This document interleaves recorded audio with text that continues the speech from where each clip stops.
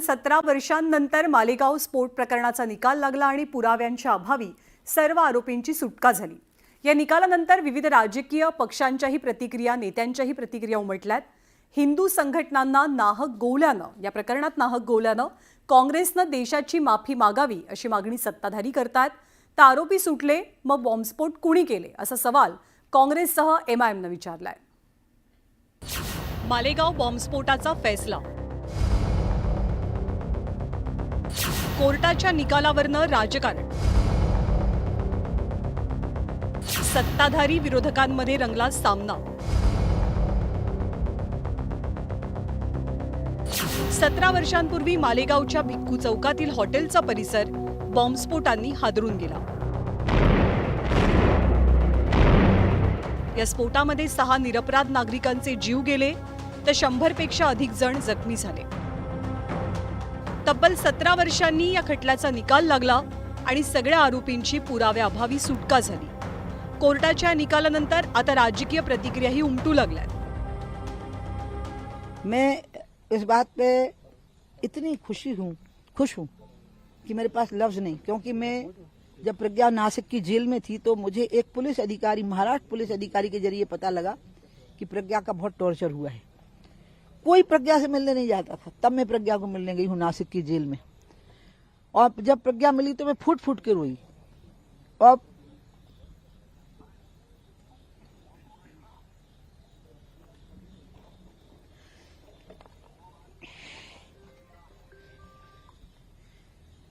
मैं उसके लिए कुछ लिए भी नहीं गई, वो मेरे लिए माला रखे हुए थी। बीजेपी की ओर से हम मांग करते हैं सोनिया गांधी, राहुल गांधी देश से माफी मांगे। BJP demands that Madam Sonia Gandhi ji and Rahul Gandhi please apologize to the nation। जिस तरह से आपने भगवा आतंक की बात की और जो सारे आज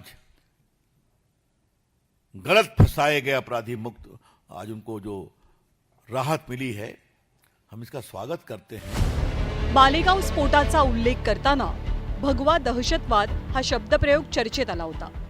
आता कोर्टाच्या निकालानंतर सत्ताधाऱ्यांनी यावरनं काँग्रेसला टार्गेट केलंय। षडयंत्र रचून भगवा आतंकवाद दाखवण्याचा काँग्रेसने आणि यूपीएने प्रयत्न केला, तो किती खोटा होता हे कोर्टाने पुराव्यादिशी आज सांगितलेलं आहे। खरं म्हणजे ज्यांच्यावर त्यांनी कारवाई केली त्यांची तर त्यांनी माफी मागितलीच पाहिजे, पण सगळ्यात महत्त्वाचं संपूर्ण हिंदू समाजाची काँग्रेसने माफी मागितली पाहिजे। जे लोक भगवा आतंकवाद, भगवा दहशतवाद म्हणाले, त्याला न्यायालयाने एक करारा जवाब, एक चांगली मोठी चपराक आजच्या निर्णयाने दिलेली आहे। दूध का दूध, पाणी का पाणी झालेलं आहे।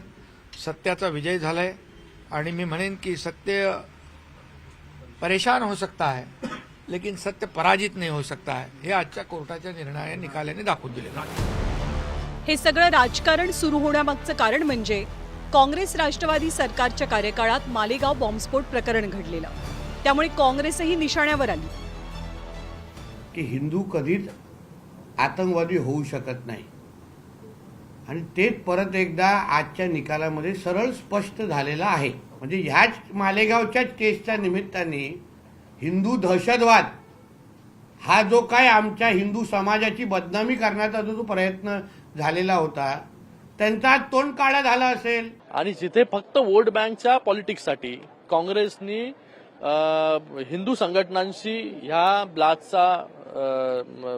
ब्लास्टला जोडलं, आरएसएस सारख्या मोठ्या संघटनांशी या ब्लास्टला जोडलं, पण आज 17 वर्षानंतर या प्रतीक्षेनंतर जे खरं आहे ते लोकांच्या समोर आलेलं आहे। मला वाटतं काँग्रेसनी देशाची माफी जी आहे मागितली पाहिजे, हिंदूंची माफी मागितली पाहिजे।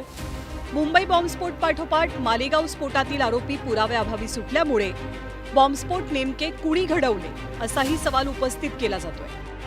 धमाके का केस आता है और उसके अंदर 17 सालों के बाद अदालत ये कहती है कि ये निर्दोष है, इनके ऊपर इनको सबको छोड़ा जाए करके। तो हम ये सवाल कर रहे हैं कि अगर ये निर्दोष है, वो निर्दोष है, तो फिर ये बम धमाके इस देश के अंदर करा किसने है? क्या हुकूमतों ने करी है? ट्रेन ब्लास्ट में उन्होंने एक सुप्रीम कोर्ट भागे थे, सुप्रीम कोर्ट को गए, वहां पर जाकर उन्होंने उस जजमेंट पर स्टे लिया। मेरा पहला सवाल ये है कि क्या टेररिज्म के ऊपर इनकी हिपोक्रेसी होगी अगर वो सुप्रीम कोर्ट नहीं जाएंगे?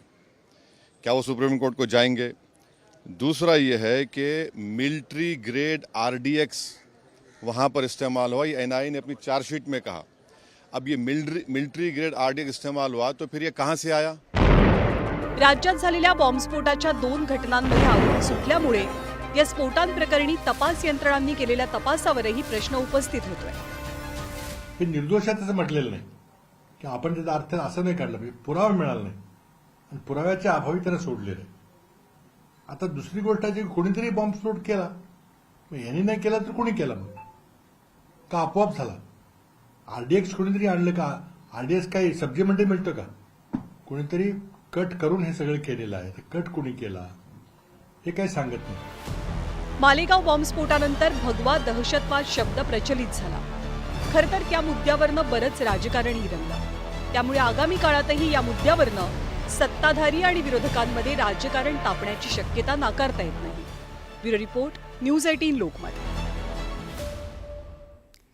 तर मालेगाव बॉम्बस्फोट प्रकरणी तब्बल 17 वर्षांनी निकाल समोर आलाय, पण या निकालानंतर सुद्धा खूप सारे प्रश्न हे अनुत्तरित राहतात. ज्या 7 जणांवरती या बॉम्बस्फोटाचा ठपका होता ते जर पुराव्यांअभावी निर्दोष त्यांना सिद्ध केलं गेलेलं असेल तर मग हा बॉम्बस्फोट नेमका कुणी घडवला याचं उत्तर शोधणं सुद्धा तितकंच महत्त्वाचं बनतं.